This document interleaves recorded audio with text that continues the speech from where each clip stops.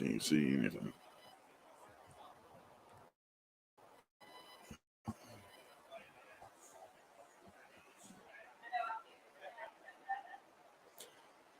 Of the Danny Britt Show coming to you from BowTie Barbecue on Waters Avenue and just off of Eisenhower as we hit another week of high school football here with the cadets. And we look ahead to this week's game with Burt County. Again, like and subscribe to Watch BC Sports here on YouTube, and or go to the website and you can watch the show in its entirety. If you miss anything, you can go to the YouTube page, get notifications when we go live and more. But Coach, coming off of last week's game against New Hampstead, and you have said consistently, look, people just look at the scores and they think, oh, it's going to just be boop, boop, boop, boop, boop. And then you're in the playoffs and you make that deep run.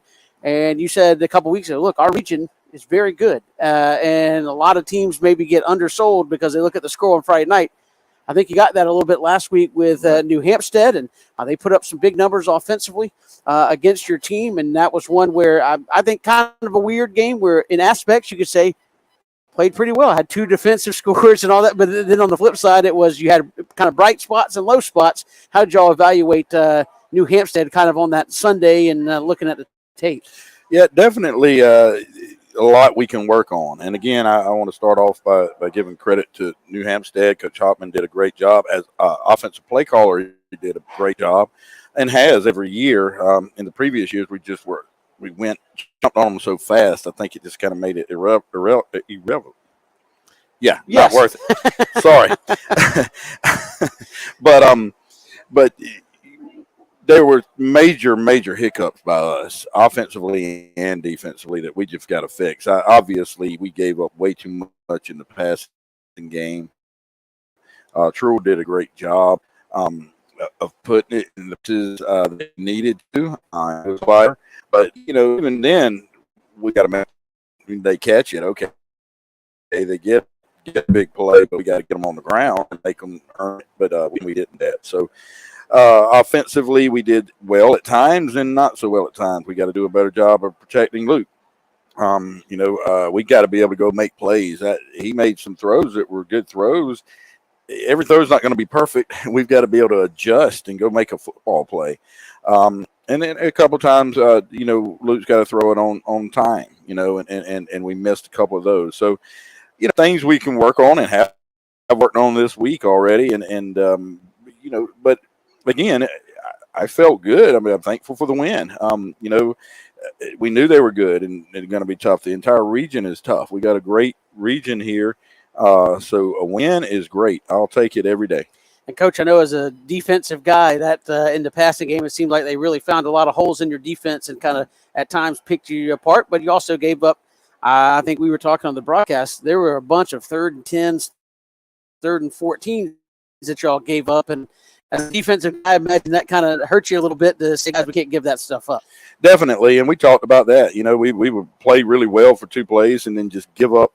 And there's different reasons. It was, sometimes we were in man too high, and we're giving up, underneath routes when we should be playing all over it and sitting on it because we got help over the top. A couple times they hit us in some just hook areas, and the backers just weren't reading the ball well enough, So just those things that the good thing is there are things we can work on and improve and continue to get better at. But yeah, as a defensive guy, it gets pretty frustrating to see that happening. But, it's things we're going to continue to work on. And, Coach, I know, again, another weird scenario for you guys offensively where I think you were up 14-0. And offensively, you had the ball. I think at one point we were talking, I think you had it for maybe 7 or 8 plays and maybe a total of about 2 minutes, and we're up 14 points. How did that affect the offense in your kind of estimation of just trying to get on track? Because I think you went 3 and out, and that was all you did in the first quarter. I think so. It's got to do that. And, when I started thinking, I was even talking to Coach DePhillips recently. It was, do we take the ball? Do we do that? But then why would I do that? The defense has been scoring points for us. So it does affect the offense, I think. You go up, you get excited. We kick off. You run 3 plays in the whole first quarter. And I think only 9 plays per series. So you just can't and and that's very important for any team, anything, but certainly for our offense. And again, I know you said maybe you take the ball first, but is it one of those things where once you feel like you found it, you were okay? It seemed like in the second half it took you a minute, but once your offense kind of found it, you guys were very effective, especially last couple of drives in the fourth quarter. Definitely, and we came, and here's the other thing, and I know I said it on the radio after the game, we did find a way to win. And when it came down to that time, we were able to march the ball down the field, punch it in, kick off to them, stop them, get the ball back, win the game. So that's important, and that's a part of it, and that's a positive that we could take from it. And yeah, it took a while for our offense to get in rhythm, but once it did, it looked pretty good. On the sideline, what do you sense when your team kind of goes through that? I mean, I know you're big on focus, don't panic, we'll get it. But offensively, obviously those guys know, hey, like we haven't been out there, and you feel like some of the energy kind of got sucked out of the stadium a little bit because they were very deliberate in what they were trying to do offensively to keep you guys off the field too. Yeah, definitely. And I felt like the whole night was just dead. And I mean, we had a great crowd there, so it's not their fault. But we have to do a job of that, and we talked about that all we're supposed to do, and we've got to do a better job as players and coaches of bringing the energy. And again, we're able to get that back, and defensively missing a couple of guys in the second half, particularly Jeremiah Thomas did not play. Zach Maxwell missed the whole second half, well, most of the first half of the ball game. And how much did you miss those guys in that game? We'll get to their injury prognosis later, but how much did you miss those guys maybe on defense, especially trying to put pressure on the quarterback because you had to slide some guys inside to play some different spots? Yeah, that's huge. I mean, both of those guys are key. Jeremiah has been key, an integral part of that defensive line for this third year now, and actually partly even 4 years. And so just really was huge not having him. And actually those two spots are probably, we have less depth there than other places. So it definitely was a factor. And then with Zach, we lost him really after the second series. And that was hard, and it pulls people who have to go put both ways in to play. So it just kind of makes it difficult for us. I was going to say, I think Rashawn Matthews had to come in and play a lot of corner, and he hadn't really done that for you most of the season. What do you kind of, as a coaching staff, think about in those game situations where you're going to now rely on a guy who really hadn't had to do the both ways thing for you for at this point over half the season? And he did a good job, but yeah, you have to realize that we felt like at that point we had a little more depth offensively. So if we had to pull him out offensively, and then Bubba Frazier was able to come in some and spare him on defense. So it's just something we have to then communicate and work with. But we planned for that, certainly with Rashawn and understanding, that this could be a possibility. Defensively, as you said, maybe found some guys that got some snaps that they weren't expecting and kind of answered the call. You talked about Andrew Trammell had to play late in that ball game at linebacker. Really stepped up, made some big plays. I think a guy like Third Scroggin's a good player, but he all of a sudden at the end of the game became the guy to stop on that defensive line, and he kind of elevated his game as well. Third had an incredible game. I think he ended up with 3.5 sacks that game. It was 3.5 sacks and 5 quarterback pressures. So really good game, and we expect that out of him. He second year starting. Andrew Trammell came in, and he was coming in anyway for stealth purposes or dime purposes. But Wilkes, rolled his ankle and came out for a little while, and he stepped in and did a really good job. And he's moved from safety to linebacker, and he's starting now to learn and have a little bit of understanding of how to naturally play it. So he did good, and was proud of him. Maxheimer came in to rep at D-line and was high, but did some things pretty well, and we'll get better and better as we go. Again, you mentioned Third Scroggin's played well for you, but is that one of those where you show him the tape and say, look, you're at a point where you can take over a game defensively, and how much is that help him down the road, just saying, look, I know we got some great guys next to you, but you went out there and took over that ball game defensively, especially in that last series. Right. Yeah, definitely.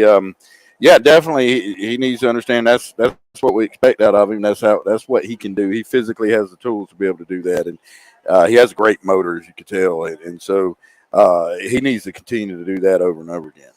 Coach, one final thing about last week before we move on. The tackle record, Wilkes Albert was close to that. I think maybe we had to go back and confirm that looking at the tape, but ended up with, 10 tackles? 10 tackles. Ends up with the BC tackle record, which obviously he will continue to expand upon as the season goes on. Yeah, no, Wilkes did a really good job. He knew he was having that, and I'm sure that was in the back of his head, but Wilkes wants to win. He's doing a really good job of leading this year quietly. He's not a big vocal guy, but quietly leading and doing a good job with it. But, yeah, proud of him for getting that. Like I said, he's played a lot of football games because he played in every game as a freshman, and we played a lot of games in his career. So he got that and will continue to add to it, and we're very proud of him for doing that. And just one more thought on him. I know he's a shorter linebacker for you, but a guy that can just go find the football. How's his potential recruiting looking? There's some teams that are interested in Wilkes playing at the next level. We had some guys reach out and with some interest, and Wilkes can definitely do it. He's a very good player. I mean, but when you're 5'10", guy that he didn't get as highly recruited, which I think is crazy sometimes because people they look at a kid and they just think, oh, I'll just see the frame, the 6'2" frame or whatever, and maybe they're not a very good football player, but that is what it is. But he's a really good football player, and he's a good student, and so he'll end up somewhere good, and somebody will get a really good football player. He's one of those guys, Coach. I always say, I don't care what the measurables say, turn on the tape. He's at the pile every time. I mean, it's like he can obviously knows how to go get it. He knows how to go get it, and he's nasty. He's smart. He makes plays, and so I think that it's overrated in college recruiting, especially in some schools. I get it if you're Georgia or Alabama. I mean, you go get exactly what you want, right? Because that's just the way it is. But so many other schools try to follow that same. I'm like, but you're not getting. You may get a kid that looks like you want, but just isn't very good. We know Wilkes is good. He can play football. We'll come back. We'll look ahead to this week's game against Burke County as we're coming to you live with the Danny Britt Show from BowTie Barbecue on Waters Avenue, just off of Eisenhower. We're coming right back here on WatchBCSports.com. BowTie Barbecue has always been a work of passion. It takes time, skill, and a blend of perfect temperature, wood, smoke, and meats. We just took it up a notch. Taste the passion. BowTie Barbecue, 6724 Waters Avenue, Savannah.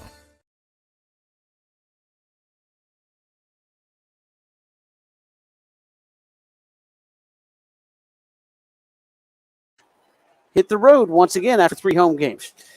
Yes, we've been preparing for this since the summer for those types of games, just like Abel's Iron on Moore and Associates. The markets are volatile, but this is not the time to be hesitant.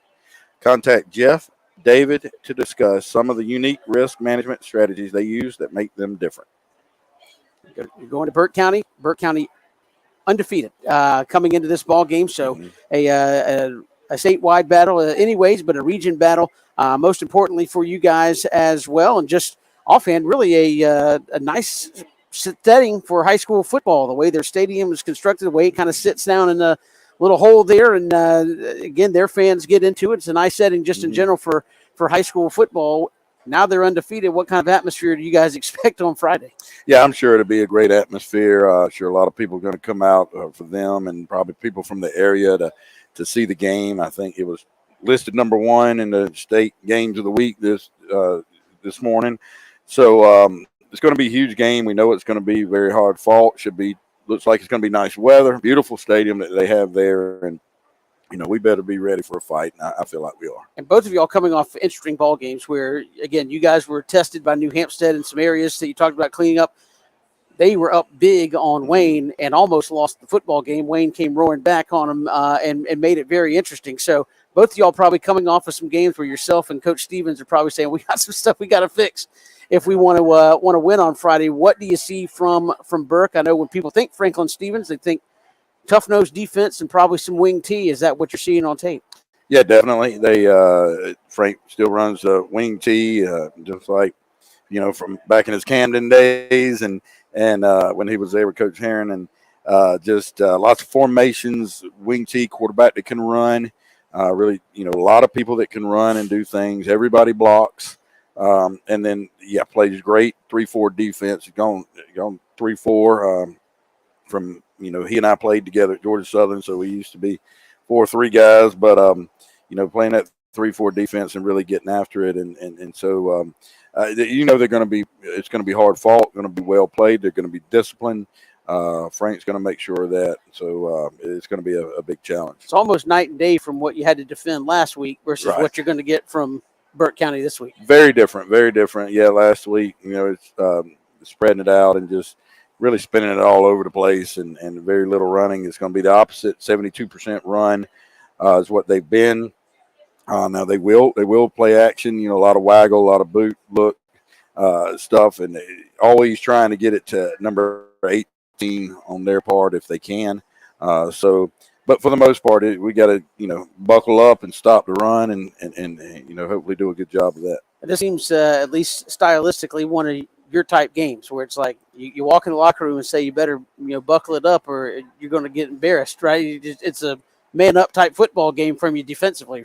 Yeah, definitely. It should be our game, our type of game, and what we talk about: being physical, being tough, being able to stop the run and do different things. So, it is. Hopefully, we will. Defensively, we're embarrassed last week, and that's okay. We're going to get better from it. Even Wilkes said it in the interview after the game. He said, "I promise you, we'll get better from what was going on today." So, It better happen, Friday night at 7:30. You mentioned they run a 3-4. You run the 3-4 as well. So when you're practicing this week, getting ready for the game, kind of looking at yourself a little bit, getting a look for the offense. Yes and no. They do some things differently than our 3-4 does, but I mean a lot of people run the 3-4, but yeah, it's similar. And what they do, and of course offensively. We still run the wing T stuff some, so we're not completely, we know how to defend it and are used to doing that. So it helps. Now, by this point in the year, you're spending a lot of time doing that with against your scout team stuff, not as much going one-on-one. I just worry about getting people hurt. Well, speaking of that, how are you guys health-wise coming into this football game? We're down a couple. Zach Maxwell will not play this week with his injury. Everybody else should be good to go and be in pretty good shape. But Zach's going to be out another week. And again, was your most experienced corner coming into this season? You feel like those guys in that back four have stepped up and risen to the challenge here? Yeah, no doubt. I mean, we have to. I mean, that's part of it. And next man up. So Rayshawn Matthews as he did the other night, will step in and fill that role, and a very athletic, kid that can do a lot of things, obviously. So, we feel like he'll be fine, and then we'll have some other people to rotate in with him. Special teams there with Burke. How do you guys match up there? Are they good in the kick game, and do you expect that to be a weapon for them? Yeah, definitely a good in the kick game. That I was telling my special teams guys last week. I felt like you could look at one thing, special teams won it for us. We averaged over 40 yards a punt.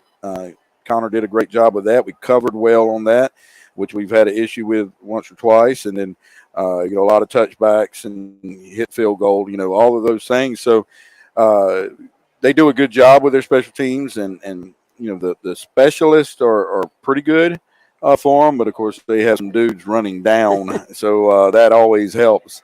So, but we've got to win it. I mean, we feel like we need to win the special teams battle every week. We definitely did not win it against Westminster, and hence the game was as close as it was. So, we feel like we have to win that special teams battle this week to have a chance to win. We're here at BowTie Barbecue for the Danny Britt Show, as we are every Thursday at noon. You mentioned Coach Stevens. You guys former teammates at Georgia Southern. Do you like coaching these games against guys you played with? Are they fun, or are you like, I'm glad when it's over? Or what's your kind of mindset going into a game like this?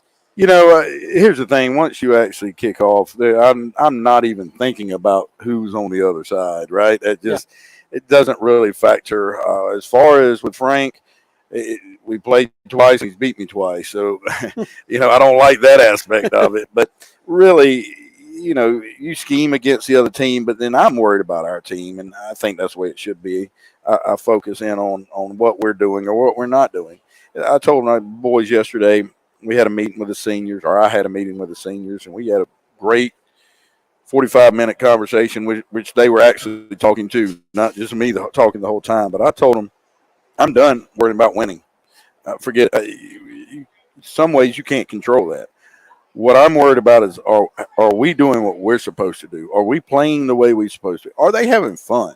That's the other thing. It's just, several times this year it just hasn't been fun, and not necessarily for me, but for the kids. This is the best moment of their life, or one of the best moments of their life. I don't want to say that, but one of the best moments of their life. They should be enjoying it, and so I'm going to focus on that, and that should. What I've learned when I've done that in the past, success comes. It comes naturally because you're just doing things right. And again, is this the time of year that you see that from your seniors, where it starts to turn towards, hey, we're winding down games here. We have some goals we want to achieve, and you start to see that zeroing in on it? I mean, I know you can still have fun and do that, but right. You're now in the home stretch of the regular season here. Yeah, definitely. It's time. It's time for them to take over. Actually, at this point in the year, I shouldn't be, quote, leading them. We should be leading together. And of course, I'm still the head coach and the leader. Right. I think you understand what I'm saying here. Really, I want them leading the rest of the team. And then the coaches can just focus on schematics and details of things. And then if a kid, a younger kid's doing something wrong, they can handle it. They can say, hey, come here. You need to fix this, or we need to fix this. It seems like, obviously, just because it's a product of what Benedictine is, leadership's not hard necessarily to find, but this is a group of seniors that Bryce and Luke and Wilkes, and you can go down the line and name a lot of these. I mean, they have played a lot of football. Has that kind of come more naturally for some of those guys to kind of say, been there, done that 3-4 times over in some cases? I would think so, but we've struggled with it a little bit, and I think part of it is we've had so much success, and they said this yesterday, and I did not say this to them first, although I had thought it, but the seniors said this in the meeting yesterday. One in particular did. He said, I think we've had so much success, we just expect it to happen, and we're not doing what it takes. They're doing the work. It's the focus and excitement of doing it. And so and that's what they were saying. They have to change that. So you can it's like anybody. If you're born rich, I wouldn't understand what that is. But if you were born rich, those people usually don't work as hard as the people who were born with less, right? Because you have to. I better go to work so I can take care of my family one day. It's the same thing. They were kind of born rich. They've been here. They've won so many games. They don't even know what losing feels like hardly. So, and here's the thing. Coach Houston said this in the scouting report Tuesday. Do we want to feel the pain of loss, or can we just say, hey, we were close enough Friday night. Let's don't let ourselves feel that. Well, that's a fine line to walk, obviously. I'm telling you, like we don't. And we obviously the answer is no. We don't want to feel that pain. Let's fix it before we have to, feel the pain of that loss. Which, the past 2 years we would lose and would get way better from it because we don't want that again. Like we enjoy winning, and so hopefully we've corrected it in without having to feel that pain. But play a very good football team tomorrow night. I can tell you that. Yeah, Burke County is going to be ready to get to go. And again, I think it sounds cliche, but it has kind of merited itself out pretty much every week this year that you're getting everybody's best crack. here this season. We tell the kids that, and I explained that again Monday because we always say, you're going to get everybody's best shot when you're a two-time defending state champion. Everybody's going to come in, and then I came in and explained because Coach Houston and I were talking about that. Said I don't think they understand exactly what they mean. Of course, they know the kids are going to play a little harder, right? Yeah.